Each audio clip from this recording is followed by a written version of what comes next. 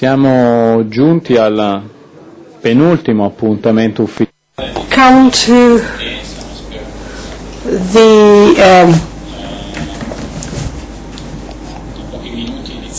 one before, well, to the panel that comes before the last speaker, and this morning we've heard from success stories, Italian success stories, open-minded entrepreneurs, and now let's shift the focus and talk about funding, talk about investors. We shall now hear from investors. Massimiliano Magrini. Hear from Massimiliano Magrini, Annapurna Venture. He was formerly in charge of Google in Italy. So he had an experience as an entrepreneur and now is on the other side of the table, so to say, and he's a venture capitalist. And then Matteo Fago, one of the most successful Italian business cases, Venere. When we talk about exit in Italy, we are somehow ashamed of mentioning the word. No, he's a successful man, and if you sell a company, you do something really incredible. You enable, so to say, the food chain to be further improved or to be fulfilled.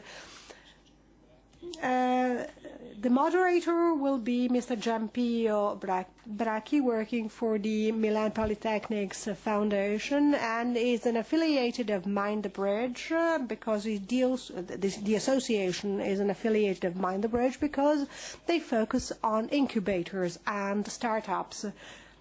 The floor to you. Thanks for inviting me. This round table, it's a dialogue, I would say, more than a round table, of those who managed to get through, those who succeeded, so to say. We've had many discussions, many tables over the years, but success people are always the same. There are not very many success cases, so we really have to treasure their and make the most of their experience, of their testimonial, because they made it and others didn't. So what are the difficulties entrepreneurs encounter in Italy, and how did the market change over time?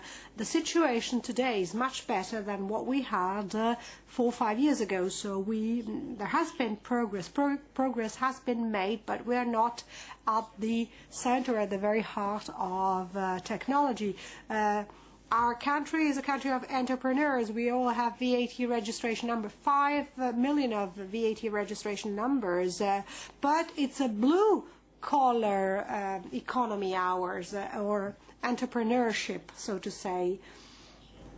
The educational level we have in Italy is much lower, of blue collars, is much lower than what we find in France or the US. And even the training of people who act as white collar is normally higher. And this naturally has an impact, of course, has an impact on the economic environment. I remember a debate, and the Prime Minister took part in the debate, and the Prime Minister said, it's not the current Prime Minister, it was a previous Prime Minister at the time. It was the time, the internet bubble had not come to surface yet, and so we had telco companies, first-class telco company, pharmaceutical industry, again first class, and that was the 50s and the 60s. And if we could do that in those years, maybe we can repeat. Our model is not the mozzarella.com model, so to say. But many of our success stories are in the service sector. There are very few product initiatives that were turned into success stories, but this is what investors are interested in. It's products and companies, because products and companies can be scaled higher, they can go abroad, they can increase their revenues, while services, they find it harder, service companies, they find it harder to really grow and expand above the national borders. But let's hear from those who really made it, what the problems were and how they overcame them. Let's have a look at the enterprise, so to say, supply chain. There are very few technology-oriented companies in Italy and very few spin-offs stemming from those enterprises. Spin-offs are the ones that are very close to the market. They know the product, they know the technology, they know who the market players are, and therefore they are those who are geared up and running to enter the market. And in Italy, industrial managers are not really willing to start up their own business somehow. They don't want to take the risk to start up their own company. Even in many technology-oriented companies that were not so successful over the last few years, they were working on cutting-edge technology, but none of their managers has actually generated a spin-off out of those companies. Maybe they came up with a small consultancy firm based on their experience, but a consultancy firm is not an enterprise, it's not something that appeals to investors. In Italy, you start very far away from the market. You start from research centers, the so-called incubators you find in universities, in business innovation centers, scientific parks that manage to achieve some kind of results. But anyway, far away from the market. We do have incubators at the Milan Politecnics. We've had them for dozens of years already. And then there are another 20 incubators at national level. But what happens there? There are companies with good models, good prototypes, but they are maybe too small to be turned into a company approaching a wide market. But they start, and then they realize that if you want to attack the international market, you need money, you need commitment, you need to have the right marketing in place. And if you are market technologies, you have to enter a large market where you have large buyers, namely US, for instance.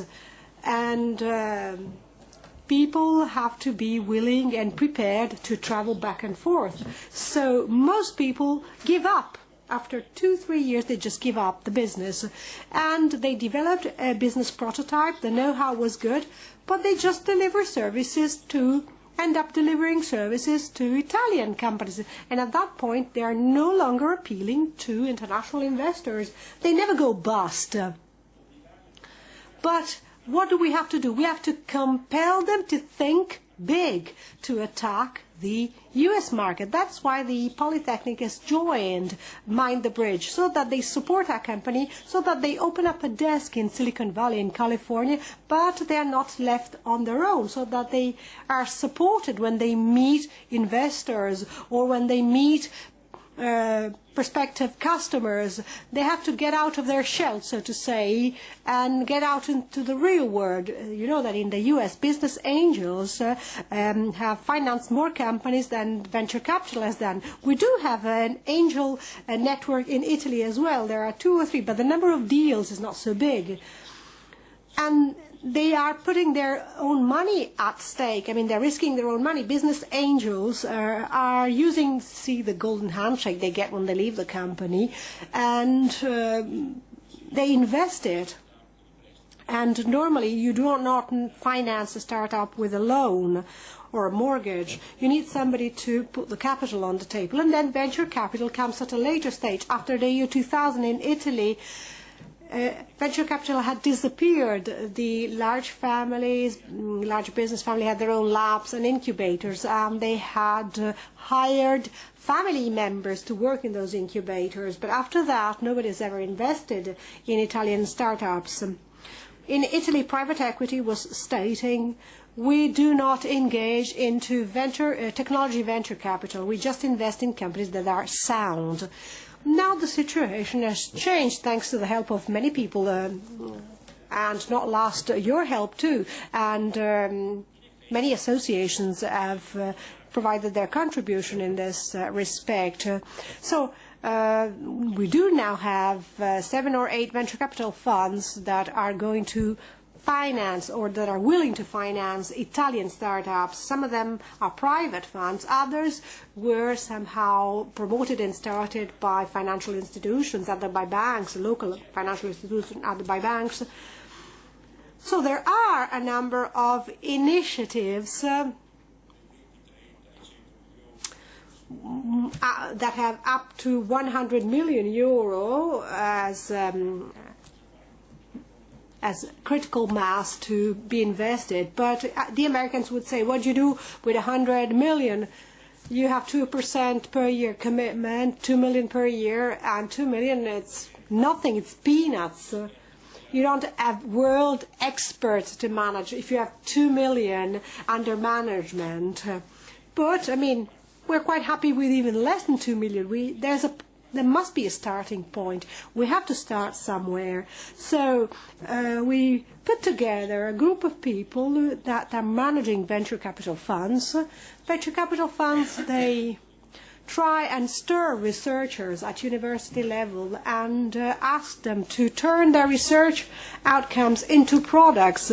They try and identify spin-offs stemming from these technology-oriented companies, and eventually they eventually drive the setting up, the establishing of startups, of new companies. Sometimes you have inventors, people who are really creative, but they know nothing about finance. So these people will focus on know-how, but they will need somebody to take care of the financial part. And if the company is successful, you get to the next stage, you ramp up to the next stage, and maybe you can get wealthier by selling your company. In Italy, we need some examples of people who really have grown wealthier and richer by selling their startups. So this would be an example for the followers. They will tell us how much money they made out of their startups if they're really wealthy. But the fact that they became really wealthy, I haven't yet met anyone who's turned into a high net worth individual by running this kind of business. Maybe we already have an example here. I don't know. We will hear from them. Let's try and see whether we already have these very lucky and wealthy people among us. Let's have a look at the opportunities that we find on the table. Let's have a look at the problems we have in Italy when it comes to financing startups. They did not start any product companies, but rather service companies. Both of them started 2 service companies. Let's start from Mr. Magrini. In Italy, based on your experience, is it possible to start companies that can be scaled higher to a global level or to an international level, or that can be turned into a listed company or can be resold to some large players? How do you see? I have to say that when we launched Google 7 years ago, Google was really sort of a facilitator that helped launch thousands of startups worldwide. It would have been impossible to really launch all of those startups without Google.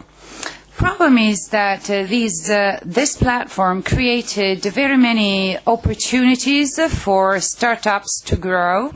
So technology innovation spread and grow autonomously in certain countries, while in Italy things seem to be more difficult. Distributed innovation in the country was not resulting in the birth or the setting up of a large number of technology-based startups.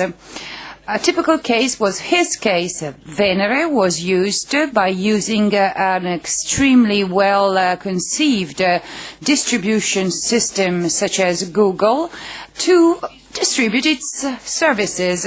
So I believe that in Italy we do have companies that have the potential and the technology. So these technologies too could really be scaled up, could be turned into the right services to be sold throughout the country. Problem is that the oversimplification of our ecosystem, i.e. true that there are venture capitals and capitalists, and true that there is a large number of entrepreneurs, but in between there is nothing. Entrepreneurs and PM and SMEs are just too small in Italy. They don't show up on venture capitalists' radars.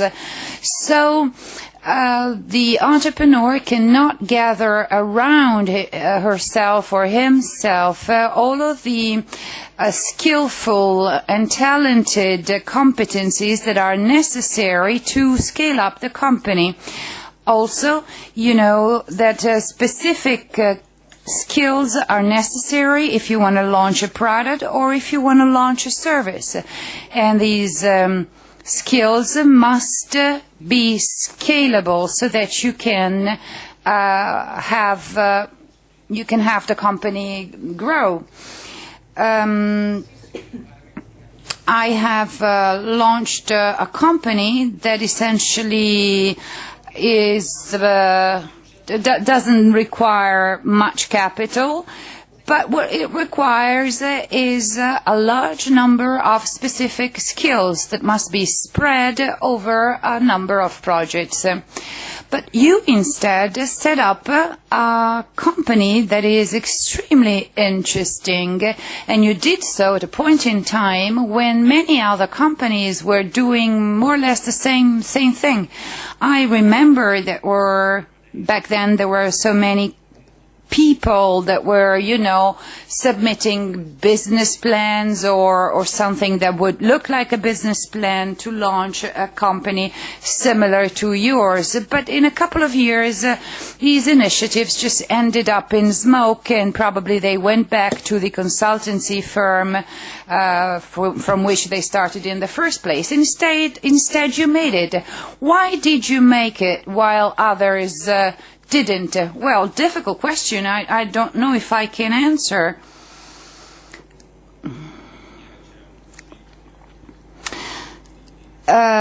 In your opening remarks, you mentioned the issue of skills and competencies, something that was referred back to by Marchini as well. We started up as 3 physicists and an economist. That was the initial team, and we were given the opportunity while in college that the web existed. It was 1995. The internet just did not exist in Italy. The first few providers were being set up, managing to subscribe somehow to the net was almost impossible. To gain access to the network was almost impossible.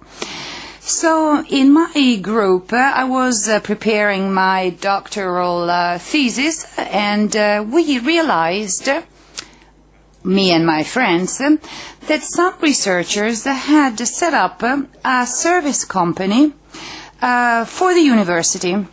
And we said, why don't we do something similar? Why don't we exploit the same system, if you wish? I can't really explain to you really why we did so, what kind of idea we had in mind. So many years have gone by, I don't even remember the original reasons anymore. We just started off with the idea of doing something that was, efficient, that would work well, that was new, that was fun too. Then the idea of working on tourism and hotels, etc., came as a second thought, and it was a kind of the consequence of a number of correct decisions and choices we made. How did we make it? Well, or why we were successful while others failed? Well, number one, I think, the number one reason, I think, is we were not aiming at making a lot of money. We were not shooting for the sky. We was just wanted to set up a beautiful company, a beautiful thing that would work well, something beautiful, something fancy. I remember when we built the first prototype of the system and we sold it to the first hotel in Rome. It was me and my partner Bellacci when we signed actually the first business agreement. After a few days when we saw the first transactions actually coming in, we were, as happy as kids. So then, once again, when we talk about financing funds, etc., we heard in the previous panel discussion that entrepreneurs rely on self-financing. They take out a second mortgage on the house. Well, we did the same. We just invested our own little money, and then we were helped later on. But I think that the key variable here was our determination. And again, we started off without having a clear direction in mind of where we were going, actually. Important thing is that we were kind of aiming high, but at the same time, we kept our feet well planted on the ground. So we were not kind of affected by any excessive ambition. We were really very, very practical, down to earth, really. Then a venture capitalist did show up in 2000. It was Serino Piolchi's V2 venture capital fund. And that was extremely useful because, like I said, our company started up as a very simple kind of self-made company. We were good and everything, but if we had continued along the same lines, I think we wouldn't have gone much far. Instead, the venture capital that was invested in our company forced us to prepare budgets, to prepare business plans, to set up a board, to take part in board meetings, etc. And in doing so, we learned. We learned that there were certain things that were wrong. For instance, we expected, of course, a significant proliferation and growth of the Internet, and so we expected a growth in the use of the net to buy travel-related products, and the intuition was right, but we hadn't really planned ahead of time to understand where our major sources of revenues would be. So very often we lacked the necessary skills. Very often we were trying to hire in new resources, and it was difficult to find the right profile, finding the right software engineer, for instance. We were working in a brand new sector, and so of course we needed a specific profile, a specific kind of skill profile, and it was difficult really to match our requirements, our needs, with what was being offered in the market in terms of skillful engineers, etc.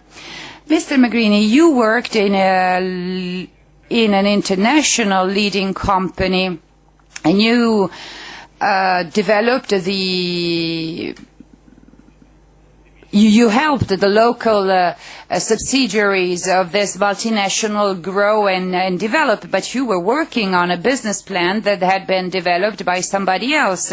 So many of our technologies are actually launched only at the domestic level, and they cannot really make it to the international market.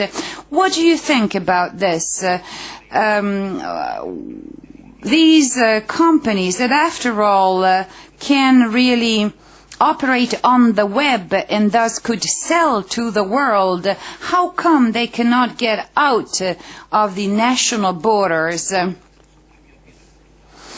I think this is a cultural aspect, because this is equally applicable to large Italian companies. Unless you consider protected markets, large companies in Italy don't have that kind of mentality. I don't think this is really true. We have companies with 100 or 200 million euros worth of sales that are international leaders, and maybe they are managed by people who barely made it to the 8th grade. Yeah, but those are isolated examples, and normally they operate in niche areas. Large American companies think big and think about scaling up their operations so as to operate worldwide. What you are saying is indeed corroborating my point, i.e. there are certain niches where we are extremely successful, but we are never we're never equally successful across the board and internationally. It's a matter of culture. It takes a well-organized management team with specific formal procedures that allow you to manage operations in Italy, in France, in the US, etc. It's a lot easier to manage your business locally when you talk face-to-face to your 3 or 4 fellow colleagues, and you don't have a whole heavy apparatus to control. What we need is instead a scalable structure, a scalable management team, and this is really a big limitation for Italian companies, so much so as far as startups are concerned. Startups are often spun off larger organizations, but then they have to become self-sufficient from the point of view of management. And when a company grows, there must be a point in time when the project, the idea, gets in touch with the mechanism, or is helped by a mechanism that really helps it grow via money, via managerial skills, and via some courage. I think I do respect venture capitalists a lot, but there are certain things that must not be forgotten. If the entrepreneur doesn't get in touch with the person who used to be an entrepreneur herself or himself, things can get a little bit complicated because the culture, the background would be just too different. So I think that this is really a fundamental link in the development of startups into larger organizations.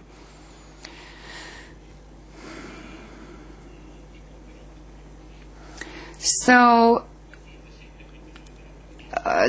did then your company, once you launched it, thanks to the capital contribution by V2 Fund, did your company actually become international or what? Yes, we did go international, and that was a way of accelerating our growth.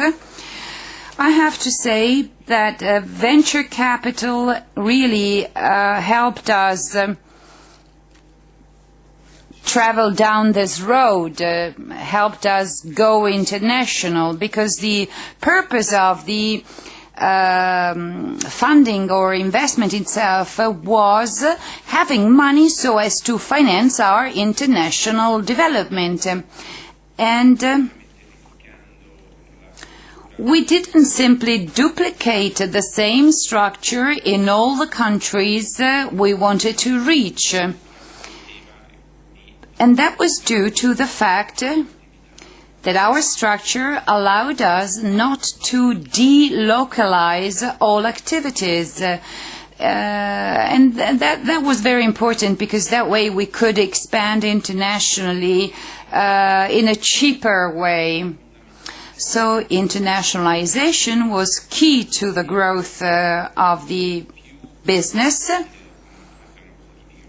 We understood that the more content we had, and this is typical of internet-based ventures, so the more content we had, the more visitors, the more users we would attract, and that would have been sort of a virtuous circle.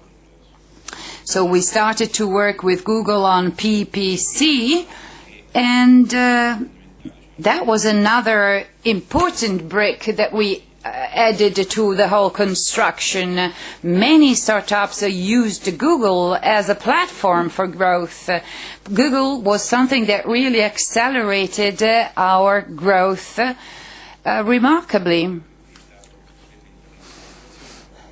Google was a stepping stone towards internationalization as well, because in the 5 previous years we had become rather popular in Italy. At least hotel managers knew us well. But thanks to our marketing effort on Google, we managed to really make it off the ground and go international. So internationalization was indispensable. If we hadn't gone international, we couldn't have grown, and we would have been killed in 2001 and 2. Because as everybody knows, everything fell apart in those years, and thanks God, we had already launched our business towards a higher dimension, and we managed to overcome the hurdle.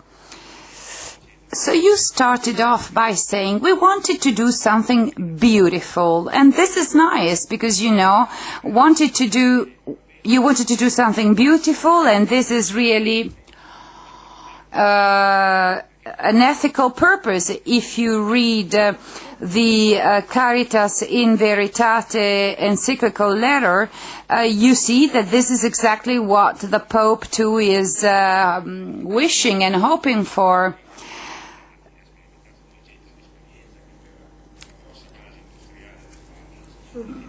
But you also had a chance to cooperate with a venture capitalist who had a background in manufacturing.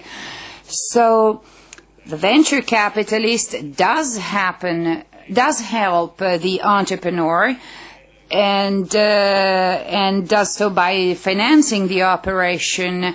But did the venture capitalist give you some other type or form of help in addition, over above money, I mean? Well, as I said earlier on,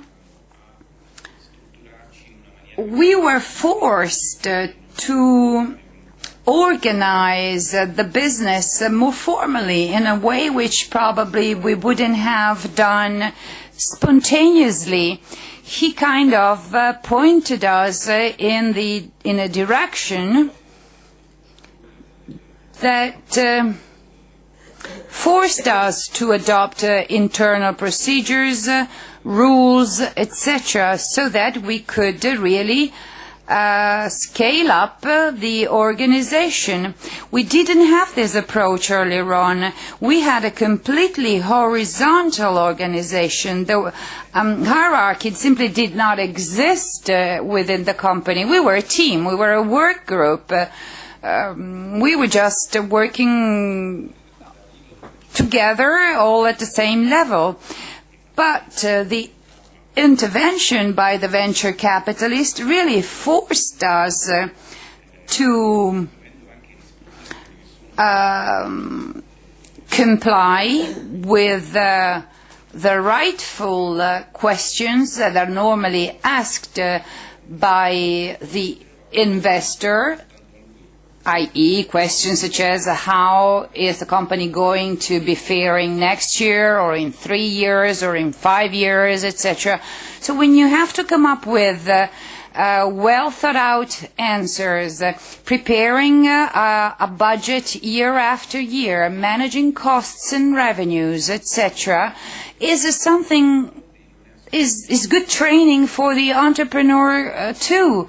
The venture capitalist is not just the party crasher that somehow forces you to get organized, get your act together, become more formally organized. But it's also something that really helps you keep your focus right on the objective and do all the necessary things to go from here to there. You know, we started out as young kids, so to speak. We were really very young. We were enthusiastic 25-year-olds, so our approach wasn't really well structured. We simply didn't have an approach. We were not thinking in terms of let's set up a company that will be a blockbuster. We didn't even think about it.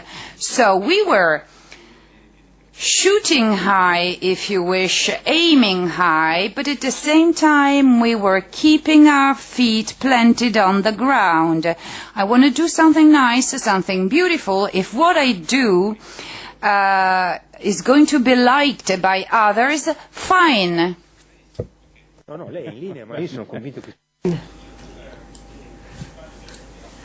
of the main victims that were affected by these 2 years of crisis is the blind trust in market mechanisms. And so you start retaking into consideration many things, many aspects. And this is very important. If you want to come up with something beautiful, you also have to be able to communicate this to people, to those who are working with the entrepreneurs. You have to be able to convey that type of message. Let's now hear Mr. Magrini's opinion on the subject. He is now a venture capitalist. No, we haven't set up the fund yet. We are an organization that is self-financed, and we try and incubate and accelerate startup projects. We do have a project to set up a fund, but we haven't deployed that project yet.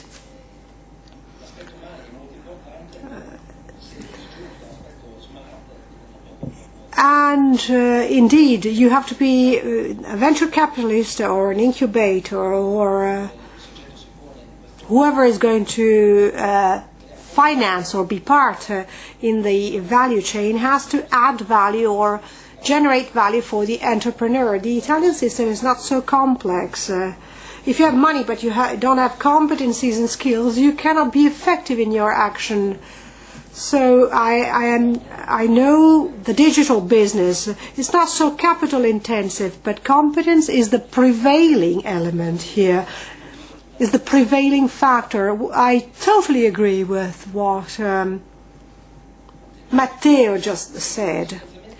basically that the entrepreneurial activity is a drive you have within yourself. You want to do something important, achieve something important. At a time in my life, I was working for Corriere della Sera, a well-structured company, but I realized that technology was gonna change the role companies played in this industry. Now everybody's changed their approach, but in 2002, when we started with Alta Vista saying that the search engine was going to become the most important marketing tool worldwide, nobody believed us. They thought we were crazy. It's not so much a communication tool as a distribution tool. What I was really pleased about my role and the role I played within my company, and what also drove me to go further, one step further, is that we were the enabler for many, many companies such as Venere, and it's now listed companies, and they really have scaled up their business, and we gave them the right support to improve, to grow. So what are the suggestions I could give to entrepreneurs? Open up their mindset, and in the digital business to be able to use at best the available matchmaking and distribution facilities they have available. This is more important than money. Skill and competencies of the industry-related platforms. This is one of the most valuable assets. So if you have an enterprise, if you have a company, you generate economic value and you reward the entrepreneur's efforts somehow. In our country, young entrepreneurs somehow resist the idea of giving up the control of their operations, i.e. letting venture capitalists enter the company and become majority shareholder, and no longer these young entrepreneurs don't want to give up the full control of their companies. Somehow they resist that idea. They say it's better to have 30% of, instead of saying having 30% or owning 30% of something that is worth 100, or having 100% of something that is worth nothing. But then when you have risk capital entering your equity, it doesn't mean it will stay there forever. Normally, the time frame was 4 years. Given current market situation, exiting is quite different because the exchanges and the financial world is rather closed. So there are very, very few people who are investing. So the exit process is very hard, and there are investors who stay or retain their investment for up to 5 years. But in Italy, we also have the idea that an entrepreneur normally sets up a business for his or her family, and then they want to, in Italy, you don't want to give up your company once you've set it up. A company is forever somehow if you set it up in Italy. I think Matteo has taken a different approach instead. Can you tell us something about it? Can you tell us what the starting point, the right starting point is to generate a beautiful and useful venture or a company, and how did you manage to succeed and then exit somehow? It's a very sensitive topic, this one. You have to get in the mindset, because let me tell you my story. We are in 2006. Private equity replaced venture capital. They had the majority stake in our company, and then we sold 100% to Expedia. Many things changed at that point. So you really, from the very outset, from the very beginning, you have to know that. You have to be aware of that. When you go to and talk to private equity players or to venture capitalists, you know that they will exit at some point in time. So that also, and they will and you have to consider also the different stakes that and the different positions that are going to take.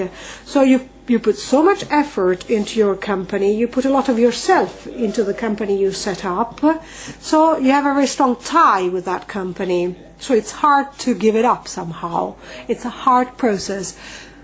But again, it's a cultural factor again. You've got to be in the right mindset, in the right frame of mind. It must be a natural process. The company is not dying if you exit, if you leave it. It's still there, it's still flourishing, still growing. For instance, the company I set up will still exist within the Expedia group. It's a new player, it's something new that wasn't there before. And every time something like this happens, it's like really cutting your ties. But the company's not dying, as a matter of fact, you're just getting away from it. But the company carries on living on its own. I know there's a very strong emotional involvement there. Personally,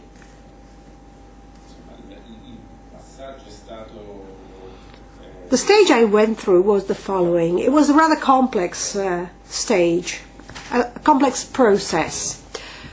First of all, I realized that I had nothing left to do with the people I was working with. I had nothing left to share with the people I was working with. I knew that the company was going to live on after I had left. But what I can tell you, entrepreneurs, when you take this route, somehow you have to take into account that something like this can happen. Even if you go the IPO way, it means things are going to change. Perspectives are going to be completely different from what they were at the very outset of the company.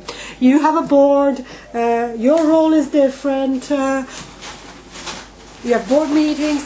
There's a very dramatic changes that are taking place, so you have to be aware of that, and you have to be aware that you have to face those changes. Massimiliano Magrini, let's hear from him, is actually working as an incubator. So what's your perception? How can you extract value from companies?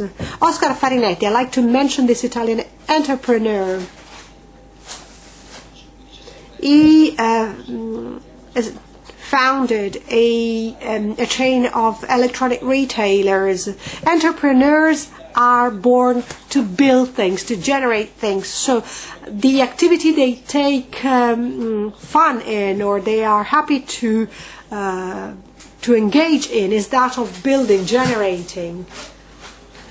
And it takes different skills and competencies that are not necessarily financial skills.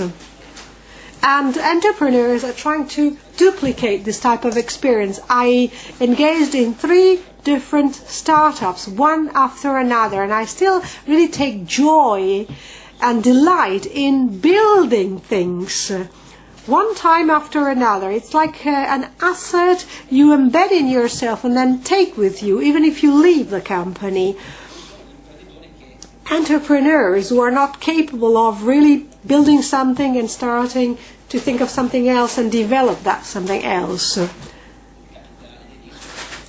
those people do not need venture capital, because maybe it's a blue-collar business or startup, so they're not going to be an incubator, or they're not going to be a real startup. Those who really ask for help, and those who really want to step up to the next stage, it means they have to have the right, as I said, mindset.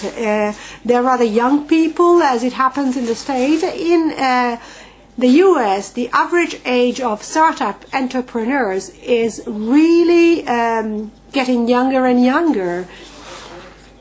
And these people have their whole life in front of them. So they want to set up a business and leave it in the market and pass on to building another company. This is what happens in the digital world. We're getting close to the end of our panel, but Matteo and Massimiliano, please give us a final comment. Again, based on your experience of young people who have technology background, who are willing to commit themselves and to try and reach a target, to set up something that's really beautiful, not just profitable, something that's beautiful and useful as well. Because at times a company can be beautiful but not necessarily useful. What would you recommend? What would you give as a piece of advice to young entrepreneurs? What I can say is that they really have to study a lot, learn a lot, try and understand things in depth. Never just be happy with what you have achieved already in terms of knowledge and competence. Get deeper and deeper. And sometimes you find things out by chance, but those the things you find out by chance, they really change your life. They change your approach. And then take your time. Take all the time you need to process your ideas and come up with your projects. Do think about them carefully and think about what you want to do, and at the same time, don't waste time. Take your time, but don't waste it. I think that's the best way to... You take your time, but then don't waste time. I think this is the message I can leave you with. Every step you take must be well thought out, but you mustn't waste time uselessly and inefficiently. What would be Massimiliano Magrini's comment? You have companies that are active in the digital world. First and foremost, they have to understand what is driving them. What is driving them? Why do they want to do or engage in a project? Once they decide what their route is, what their pathway, they have to be determined to go for it, ready to change their mind if things change, but really be focused on their final objectives, i.e. that of becoming an entrepreneur. The role I'm playing is that I really like is to talk to people who have already become entrepreneurs. This is very interesting and very useful. Those who've never become an entrepreneur find it difficult to understand what you are experiencing, what you're going through. So turn to those who've already made that step, who've been through that experience. Panel was very interesting, two very interesting testimonials from two very excellent players. And I hope that even here in this room we will have plenty of success stories to tell. At the Milan Politecnico we have 40 startups. Some of them have stepped up, were scaled up, but it's always very interesting to have them based on the idea that you have to think big, you have to have greater objectives, and we need to support them because the Italian ecosystem is not well geared up to support them so far. That's why we need Mind the Bridge entrepreneurs to help us, because if they want to go to California, they will need somebody to help them. They will need business angels, and we will have to make sure those business angels will be ready to support them. And this year, despite the economic downturn, there were many venture capital deals than in the first half of 2008, and we did as many as we did 3 years ago. We haven't yet gone to the level of having thousands of deals, but in Italy at least 100 deals in the venture capital world are completed every year. 1 million is the magnitude, but 100 million in Italy is excellent. Last year they did 5 billion. Private equity in Italy is 100 million versus 5 billion in the past. So It's scaling down, but it's still an excellent example. But we are at a turning point now, and there are some public players as well to try and build fund of funds in the venture capital universe. And we are also cooperating with a department, with the Ministry of Economic Development, to have their support as well. Indeed, this year they had to allocate funds for people who were the victim of the earthquake in Abruzzo, or some funds were allocated to Alitalia or to other companies, large companies that were in difficulties. But as I said before, we are going through a turning point. Funds are there to be allocated. Now we need a good inflow. We need to have the right ecosystem to be proactive in, and we want to hear from those who were successful to be encouraged in our activity. I think this panel really provided us with a lot of food for thought, and we are on the first mile now in Italy. We're on the first stage. We have to turn entrepreneurial ideas into structured projects to be submitted to venture capitalists, because you need a minimum size to really have these startups be interesting and appealing for investors. So I thank you very much for what you shared with us. We are perfectly in time to carry on. Let me take this opportunity to wrap up our agenda, say what we still have to do tonight. There's still a lot to do, and here tonight we're going to close our meeting with another panel, Fulbright Best panel. It's a historical partner for Mind the Bridge. Betsy Robinson will tell us about the Fulbright Best initiative, which is really fostering and enhancing the information exchange and support we get from the States, from Silicon Valley, and vice versa. And Elizabeth will tell us about the Fulbright Best project, and then we will have one-to-one meetings between startups and investors. They are already taking place right now while we're talking, and they will go on throughout the evening. And we will be engaging in networking activities. We will have a private visit to Brera, exclusively solely for Mind the Bridge and il Corriere della Sera, and then there will be a networking dinner at the Sala Montanelli. We will come back to the Corriere venue, to this building, for a networking evening. Tomorrow we're going to have another panel talking about the first miles, the seed capital situation or universe in Italy, and opportunities going forward to really have seeds being turned into offsprings. And we're very thankful to Marco Pratellesi, and we will have Riccardo Donadon and Germano Garganico from Toscana Life Science. And then we will hear from the third startup group on a number of different topics: life science, biotech. And then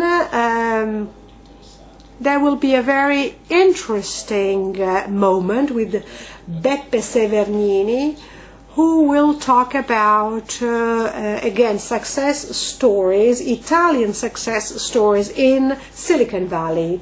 We've heard some of them. Tomorrow we will have Alberto San Giovanni Vincentelli, and maybe if he can get here, Giacomo Marini, who will be sharing with us their own testimonials. And Beppe Severnini will comment that. And then we will draw conclusions, and we will have the Working Capital Award being handed out. This award is handed out by an affiliate of Mind the Bridge, so we're very proud of that. After we announce the award We will talk about the finalists. In Pisa, we will announce, during the Global Entrepreneurial Week, we will announce the winners of our contest. And then we will hear from people who have really experienced the Mind the Bridge experience. And so there will be a lot to hear tomorrow too. And then we will draw conclusions. Maria Latella will draw the conclusions. We'll wrap up the day, and she will give us a summary of what is being discussed during the morning. I would like to warmly thank our panelists for sharing their experience with us.